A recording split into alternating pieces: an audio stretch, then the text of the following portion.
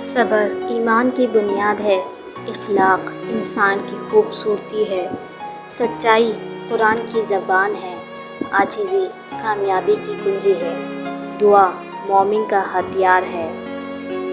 اللہ کی محبت وہ محبت ہے جو سیکھ جاتا ہے وہ جیت جاتا ہے۔ تقدیریں بدلنے کے لیے تقریریں نہیں تدبیریں کرنے کی ضرورت ہوتی ہے۔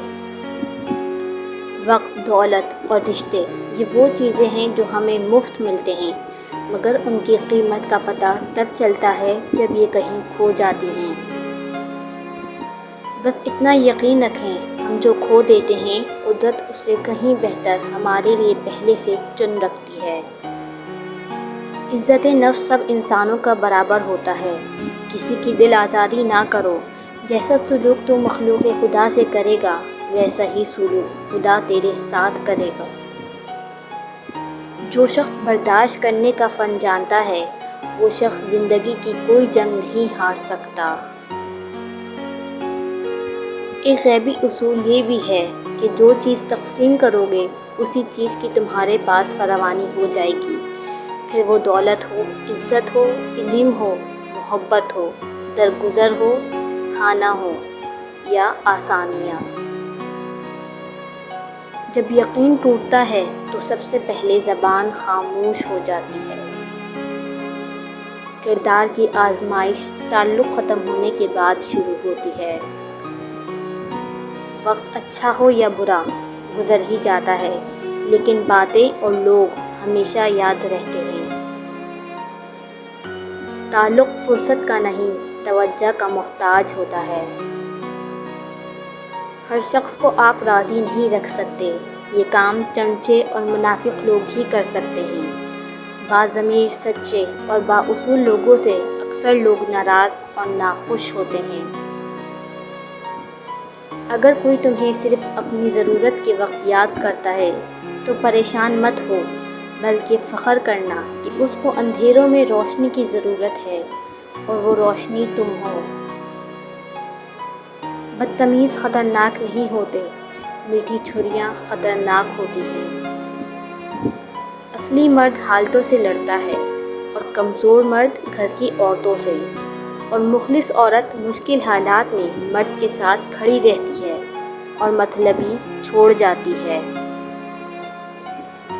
مقدر اتنی بار بدلتا ہے جتنی بار بندہ اللہ پاک سے رجوع کرتا ہے۔ سجدے طویل کر دیں، مشکلیں قلیل ہو جائیں گی۔ جو لوگ دوسروں کا جینا مشکل کرتے ہیں ان کا مرنا آسان نہیں ہوتا۔ انسان مٹی کا وہ لٹو ہے جو گھوم پھیر کر واپس بنانے والے کے پاس آ جاتا ہے۔ جب کسی کے لیے آپ کی ذات اور بات بے معنی ہو جائے تو راستہ بدل لینا نفسیاتی اذیت سے بچنے کا بہترین طریقہ ہوتا ہے۔ جو فیصلہ میرا رب کرتا ہے عرش سے فرش تک وہی بہترین ہوتا ہے۔ انسان ہونا ہمارا انتخاب نہیں، قدرت کی عطا ہے، لیکن اپنے اندر انسانیت بنائے رکھنا ہمارا انتخاب ہے۔